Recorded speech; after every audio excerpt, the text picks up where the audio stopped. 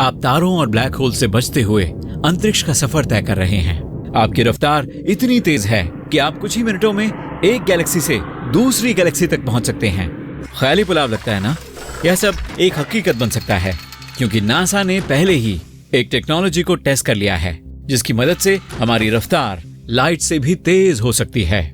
आइए देखते हैं कि हमारे पास अंतरिक्ष का सफर तय करने के लिए इस वक्त किस तरह के साधन मौजूद हैं। अंतरिक्ष में जाने के लिए हम ट्रेडिशनल रॉकेट का इस्तेमाल करते हैं जिसमें काफी सारा ईंधन और ऑक्सीजन इस्तेमाल होता है। इन दोनों सब्सटेंसेस को मिलाकर जलाया जाता है जिससे रॉकेट से आग निकलती है।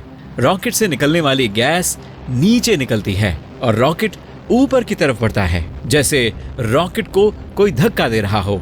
जेट प्रोपल्शन इसी तरह काम करता है। इस तरह रॉकेट लगभग 8 किलोमीटर प्रति सेकंड की रफ्तार से आगे बढ़ सकता है।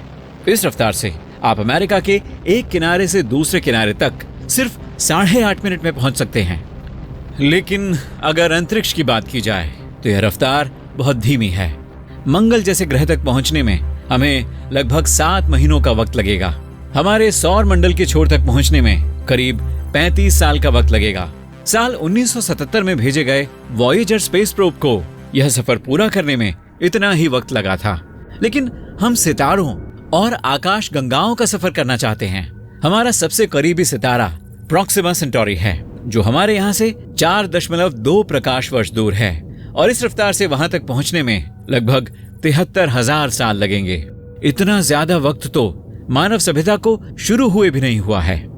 अगर आप पूरी मिल्की वे मतलब हमारी आकाश गंगा का सफर तय करना चाहते हैं जो कि 1 लाख प्रकाश वर्ष चौड़ी है तो आपको लगभग 1.7 खरब साल लगेंगे। अगर तुलना करें तो पूरा ब्रह्मांड सिर्फ 14 अरब साल पुराना है। यहाँ लोग काफी धीमी रफ्तार से सफर करते हैं, लेकिन अगर हम लाइट की रफ्तार हासिल कर लेते हैं तब भी अपने सबसे करीबी तारे तक पहुंचने में हमें 4.2 साल का वक्त लगेगा और पास की एंड्रोमेडा गैलेक्सी तक पहुंचने में 25 साल लगेंगे। लेकिन हम इस तरह रफ्तार नहीं बढ़ा सकते क्योंकि फिजिक्स के नियम कहते हैं कि कोई भी चीज जिसका वजन होता है उसकी रफ्तार लाइट जितनी तेज नहीं हो सकती है।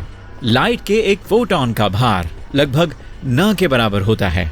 लेकिन अगर आप रेत के एक छोटे से कण को भी लाइट की रफ्तार से आगे बढ़ाना चाहें तो आपको उसके लिए बेहिसाब ऊर्जा की जरूरत पड़ेगी, शायद इतनी जितनी पूरे ब्रह्मांड में भी नहीं है।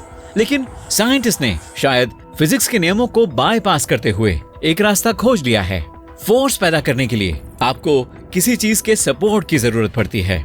जहाजों को पानी से फोर्स मिलता है, हवाई जहाज को हवा से मिलता है, रॉकेट उस ईंधन का इस्तेमाल करते हैं जिसे वह जलाते हैं। लेकिन यह चीज एम ड्राइव एक अलग तरह से काम करती है। किसी ताकतवर मैग्नेट्रॉन जैसा कि आपके माइक्रोवेव में होता है, इसके कोन में तरंगें भेजता है। यह एक रेजोनेटर है। इसके अंदर की वेव्स एक दीवार से निकलकर दूसरी से टकराती हैं। नतीजतन कोन के पतले हिस्से पर कम फोर्स और चौड़े हिस्से पर ज्यादा फोर्स मिलता है। और अगर हम इस ताकतवर फोर्स को एनालाइज करें तो हम देखेंगे कि यह कोन के चौड़े हिस्से की तरफ है, तो जरूरी फोर्स इसकी उल्टी दिशा में होगा।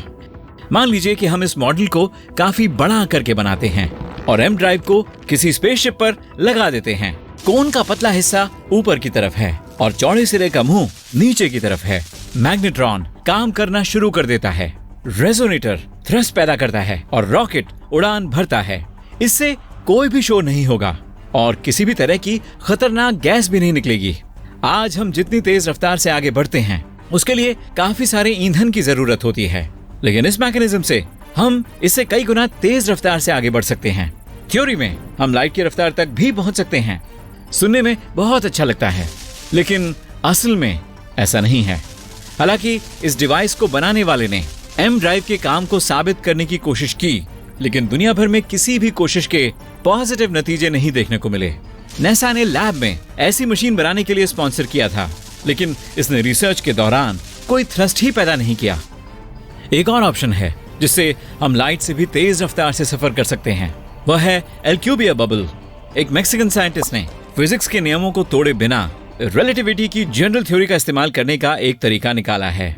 मान लीजिए कि हमारे पास एक स्पेसशिप है जो स्पेस टाइम ब्लैंकेट के एक छोर पर है और इसे ब्लैंकेट के दूसरे छोर पर पहुंचना है। सैकड़ों या हजारों प्रकाश वर्ष दूर मौजूद पॉइंट ए से पॉइंट बी पर जाने के बजाय यह स्पेसशिप ब्लैंकेट को अपनी ओर खींचना शुरू कर देगी। जैसे ही स्पेसशिप ब्लैंकेट को खींचती है, पॉइंट बी उसकी ओर बढ़ने लगता है। अब स्पेसशिप को पॉइंट बी तक पहुंचने के लिए बहुत कम दूरी तक सफर तय करना पड़ेगा। यह एक तेज ट्रिप होगी और फिर यह टाइम स्पेस के ब्लैंकेट को दोबारा नॉर्मल कर देगा। वाह, क्या बात है।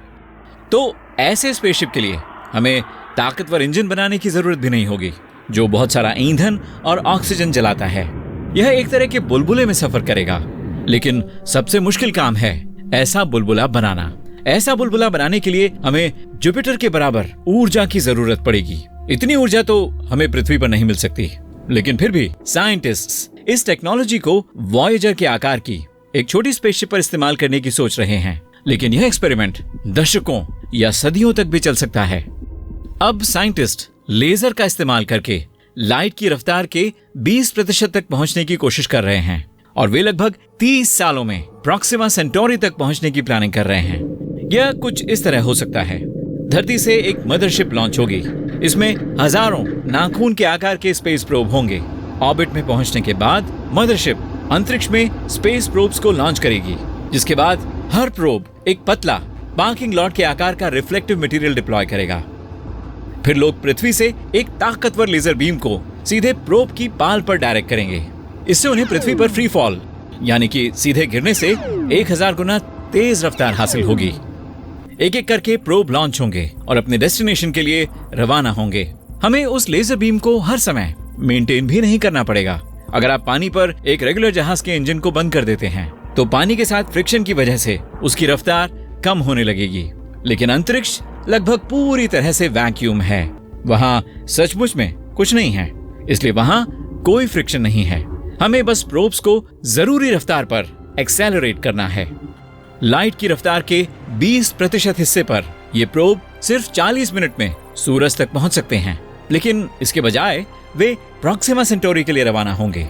लगभग 30 सालों के सफर के बाद हमें प्रॉक्सिमा सेंटोरी पहुंचे हुए प्रोब से सिग्नल मिलने में 4 साल और लगेंगे। प्रॉक्सिमा सेंटोरी के इर्द गिर्द घूमते हुए कई एक्सोप्लैनेट्स हैं और कुछ साइंटिस्ट को उम्मीद है कि वहां जीवन के कुछ सुराग मिल सकते हैं।